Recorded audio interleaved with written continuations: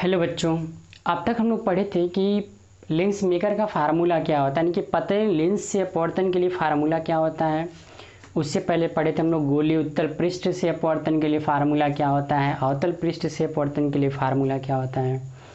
अब हम लोग यहाँ पे क्या सीखेंगे, पिछले डेरिवेशन में लेंस मेकर के फार्मूले में हम लोग यह मान लिए थे कि लेंस के दोनों ओर का जो माध्यम था वह एक ही था, अलग अलग नहीं था। मतलब लेंस के दोनों तरफ मान लिया गया था वायु है, या पानी भी मान लेते हैं तो अलग अलग है, अपवर्तनांक का मान बदल जाएगा बस। या लेकिन हम लोग को यहाँ पे क्या सीखना है कि यहाँ के लिए हमारा जो हेडिंग है, इस हेडिंग में हम लोग क्या पढ़ेंगे, पतले लेंस की फोकस दूरी के लिए ही फार्मूला पढ़ेंगे, बिल्कुल उसी के जैसा फार्मूला पढ़ेंगे। लेकिन अंतर क्या होगा उसको सीखते हैं। तो अंतर यह होगा कि लेंस के दोनों ओर का जो माध्यम होगा वह भिन्न भिन्न होगा, अलग अलग होगा। आइए फिगर के माध्यम से समझाने की कोशिश करते हैं। मान लेते हैं कि यह हमारा क्या है, एक उत्तल लेंस है। बाकी चीज़ें इसमें बना लेते हैं हम लोग। इसका प्रकाशिक बिंदु क्या है, P1 है। इसका ध्रुव क्या है, P2 है। इस पहले पृष्ठ की वक्रता त्रिज्या क्या है, C1 है। पहले पृष्ठ की वक्रता त्रिज्या क्या है, C1 है। और हम लोग जानते हैं वक्रता त्रिज्या से कहीं पे भी मिला दिया जाता है तो वह क्या होता है, अभिलंब होता है। भाई एक गोला होगा ना, ये बहुत बड़े से गोले का पार्ट होगा, और हम लोग बताए थे गोले के केंद्र से कहीं पे भी मिलाते हैं तो अभिलंब होता है। तो ये हमारा क्या होगा, अभिलंब हो गया, नॉर्मल हो गया। नाम दे लीजिए n। इस तरीके से मान लेते हैं पहले पृष्ठ की वक्रता त्रिज्या क्या है, R1 है। दूसरे पृष्ठ की वक्रता त्रिज्या क्या है, R2 है। अब प्रतिबिंब बनने की प्रक्रिया को समझा जाए, कैसे प्रतिबिंब बनेगा। मान लेते हैं कि इसका जो प्रकाशिक बिंदु है वो कितना है, C है। सेंटर ले लेते हैं, छोटा सा ये मान लेते हैं कि C है। अब इसके मुख्य अक्ष पर एक बिंदु वस्तु रखा गया है क्या, O। बिंदु वस्तु O से कैसे प्रतिबिंब बनेगा उसको बहुत ध्यान से समझिएगा। एक प्रकाश किरण को हम ले चलते हैं, मान लेते हैं कि इसका जो अपवर्तनांक है वह कितना है, N2 है। और पहले माध्यम का अपवर्तनांक कितना है, N1 है। और दूसरे माध्यम का अपवर्तनांक कितना है, मतलब लेंस के एक तरफ जो इसका निरपेक्ष अपवर्तनांक है वह कितना है, N1 है। इसका क्या है, N3 है। और ये क्या है, N2 है। जहाँ पे बात करें कि जो N2 है वो बड़ा है किससे, N1 से। इधर भी बात करें क्या है, तो N2 जो है वो बड़ा है किससे, N3 से।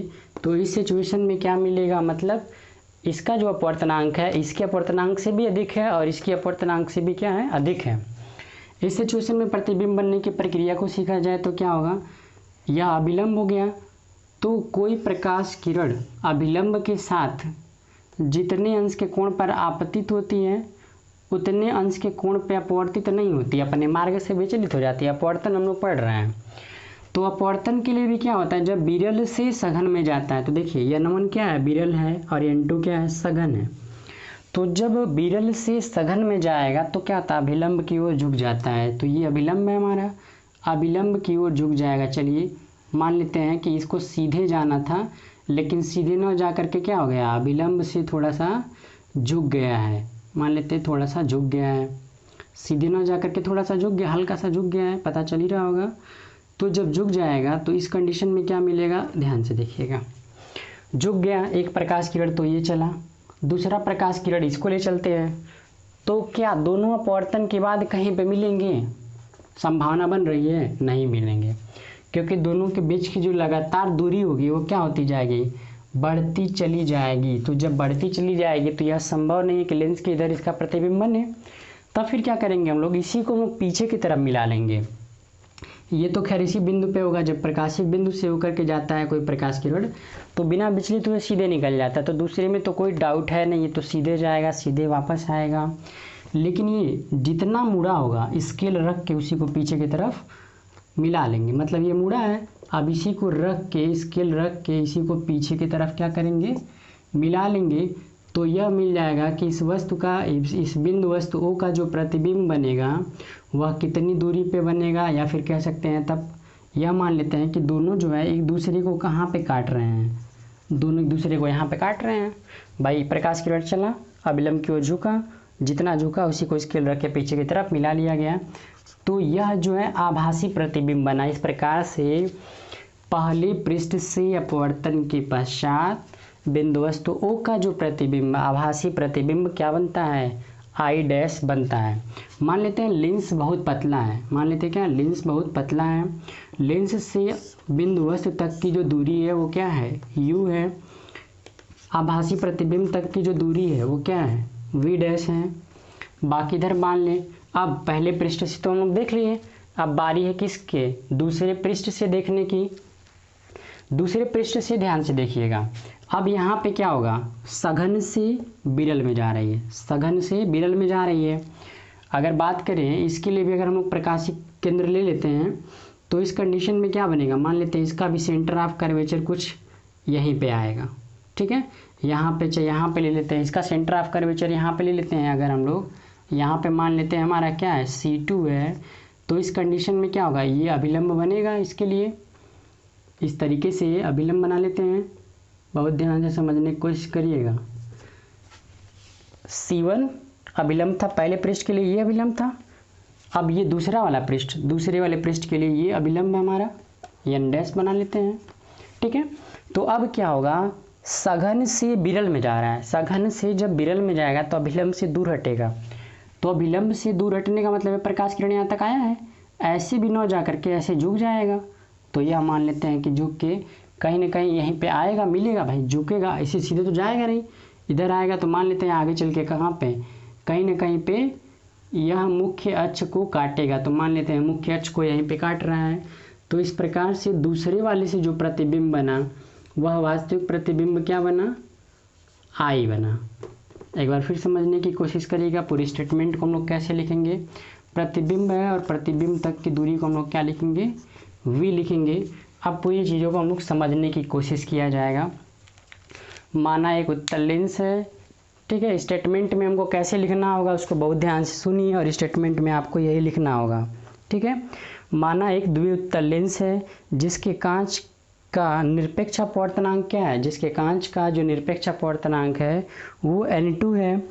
एक ऐसे माध्यम में रखा गया है, ठीक है, जिसके दोनों ओर का माध्यम क्या है, अलग अलग है।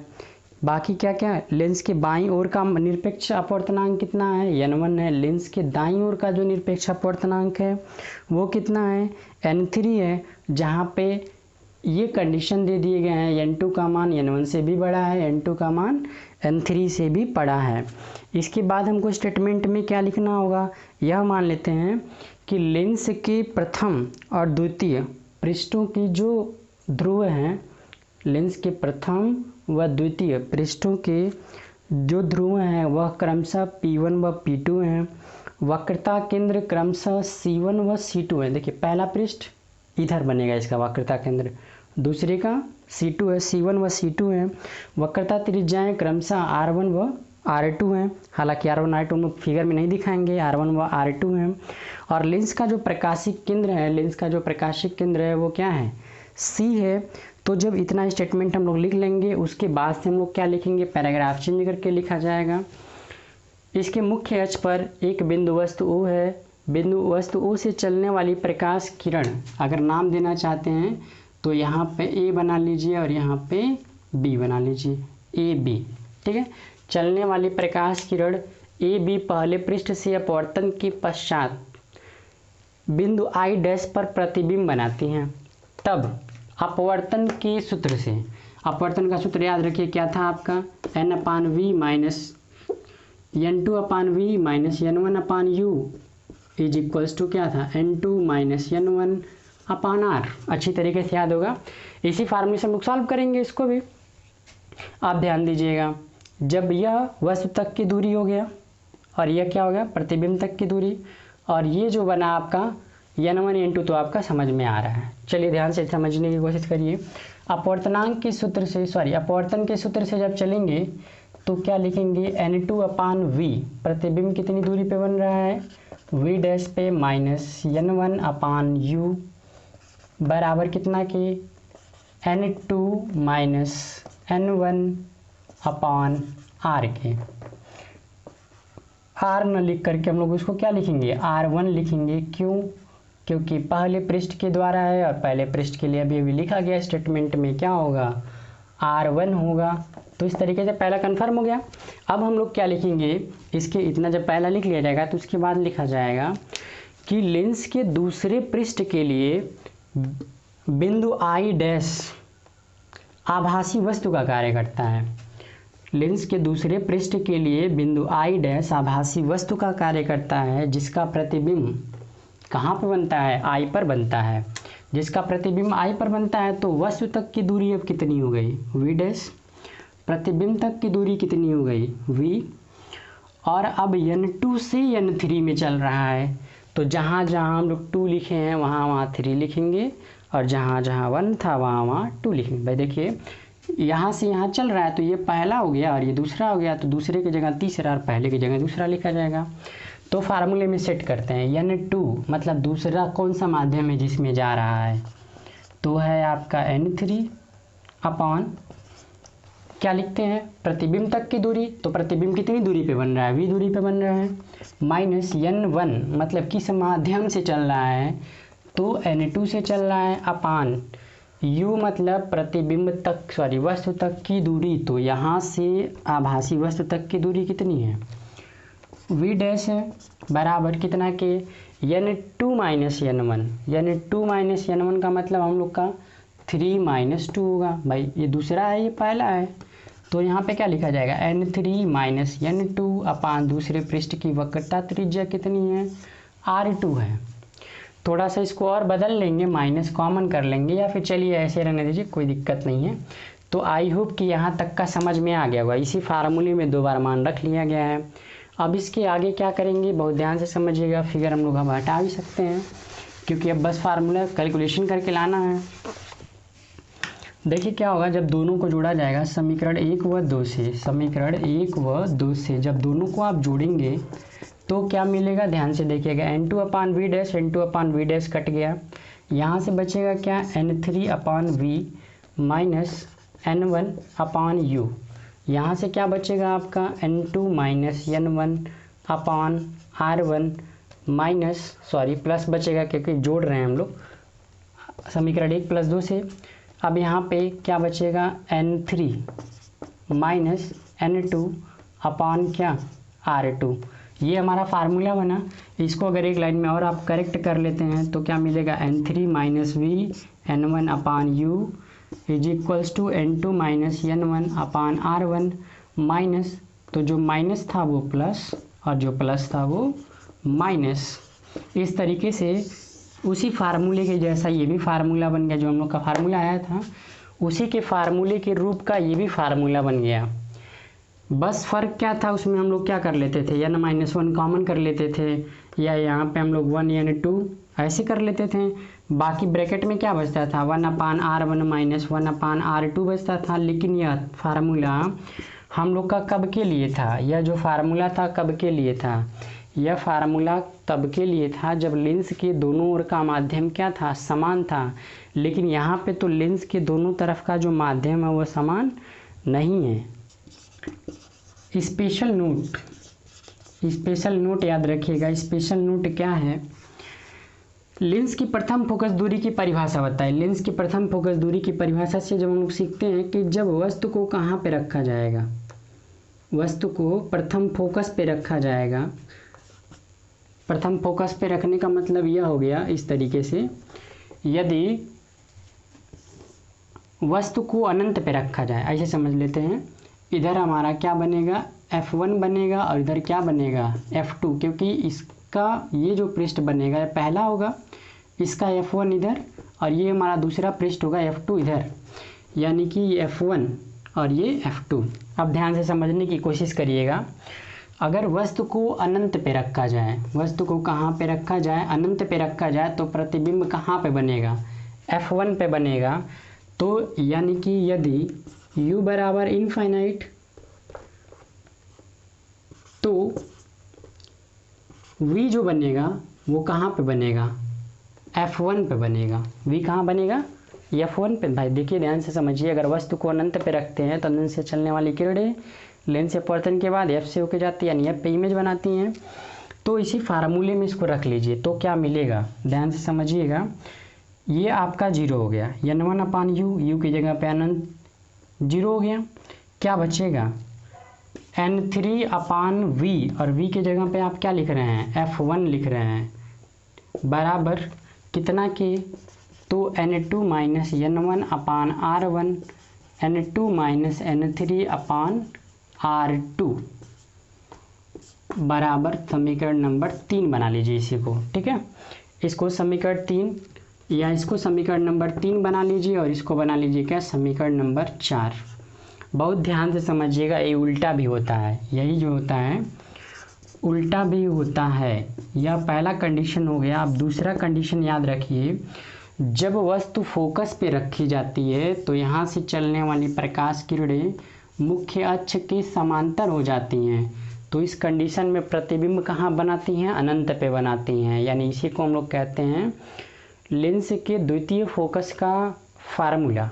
ठीक है, तो लेंस के द्वितीय फोकस दूरी के फार्मूले से जब हम लोग चलेंगे तो इस कंडीशन में अगर वस्तु कहाँ पे रखा गया हो, अगर वस्तु कहाँ पे रखा गया हो, द्वितीय फोकस पे रखा गया हो, F2 पे रखा गया हो, तो प्रतिबिंब कहाँ पे बनाएगा, अनंत पे बनाएगा प्रतिबिंब। तब क्या मिलेगा उसको ध्यान से देखिएगा, फिगर आप मिटा दे रहे हैं। तब इस कंडीशन में क्या मिलेगा, इस कंडीशन में फार्मूले मान रखते हैं, N3/V, प्रतिबिंब कहाँ बन रहा है, अनंत पे, तो इसको छोड़ देते हैं। क्या बचा, -N1/U, और U वस्तु कितनी दूरी पे रखा जा रहा है, द्वितीय फोकस दूरी पे रखा जा रहा है। F2 बराबर कितना के, N2 minus N1/R1 minus N2 minus N3/R2 समीकरण नंबर 5। ठीक है, अब समीकरण नंबर 4 और समीकरण नंबर 5 को ध्यान से देखिए तो दोनों का RHS बराबर है, तो दोनों का LHS भी क्या होगा, बराबर होगा। ठीक है, तो दोनों का RHS बराबर है तो दोनों का LHS भी बराबर होगा। दोनों का LHS बराबर होने का मतलब यहाँ पे लिखा जाएगा समीकरण 4 व 5 से, समीकरण 4 व 5 से, समीकरण 4 व 5 से जब चेक करेंगे तो दोनों का RHS बराबर है तो दोनों का LHS बराबर होगा। यानी कि N3/F बराबर होगा, N3/F1 बराबर होगा किसके, माइनस N1/F2 के। ठीक है, ये बराबर होगा। यहीं से एक कंडीशन और निकालते हैं, F1 को यहाँ भेज देते हैं, इसको यहाँ भेज देते हैं, तो क्या मिलेगा, F1/F2 बराबर कितना के, N3/N1 के। यानी एक संबंध और भी निकला यहाँ पे। ठीक है, एक संबंध और भी निकला।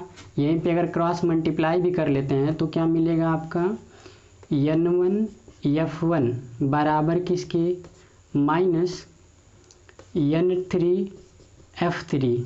यानी निष्कर्ष क्या निकला कि लेंस के दोनों तरफ, किसी भी लेंस के दोनों तरफ फोकस दूरियों में वही अनुपात होता है जो कि अपवर्तनांकों में अनुपात होता है। अपवर्तनांक में अनुपात क्या है, 1:3, इधर 1 है इधर 3 है। फोकस दूरी में अनुपात क्या हुआ, F1 और F2। स्पेशल केस में तीसरा पॉइंट, स्पेशल केस का तीसरा पॉइंट अगर हम यहाँ पे सीखें, यदि लेंस के दोनों ओर माध्यम क्या हो, समान हो। अगर लेंस के दोनों ओर माध्यम मतलब इधर भी N1 हो और इधर भी N1 में, ये दोनों बराबर हो, N1 N3 क्या हो, बराबर हो। यदि लेंस के दोनों ओर का माध्यम क्या हो, समान हो, तो समान होगा तो ये कट गया, 1 हो गया। तो इस कंडीशन में क्या मिलेगा आपको, F1 इज इक्वल्स टू क्या, -F2 मिलेगा। यानी किसी पतले लेंस के लिए दोनों फोकस दूरियों का जो मान होता है वो क्या होता है, बराबर होता है, जबकि लेंस के दोनों ओर का माध्यम क्या हो, सेम हो। एक बार फिर सुन लीजिए, यहाँ तक के फार्मूले आप सीख चुके थे। इसके बाद आप क्या किए हैं, इसके बाद 3 केस पढ़े हैं। क्या, अगर वस्तु अनंत पे हो तो प्रतिबिंब फोकस पे बनेगा, वस्तु फोकस पे हो तो प्रतिबिंब अनंत पे बनेगा, और अगर लेंस के दोनों ओर का माध्यम सेम हो तो फोकस दूरियों का मान क्या होगा, बराबर होगा। और अगर ऐसा नहीं है तो द्वितीय फोकस दूरी के लिए फार्मूला ये यूज करेंगे, प्रथम फोकस दूरी के लिए फार्मूला ये यूज करेंगे। इस तरीके से इस डेरिवेशन में पूरा आपने सीखा कि किसी लेंस के दोनों तरफ का माध्यम अगर अलग अलग हो तो उनकी फोकस दूरी को हम लोग कैसे निकालेंगे, प्रथम फोकस दूरी कैसे निकालेंगे, द्वितीय कैसे निकालेंगे। ठीक है, तो इस पूरी चीज़ को हम लोगों ने इस पूरे वीडियो में डिस्कस किया है। नेक्स्ट टॉपिक नेक्स्ट वीडियो में।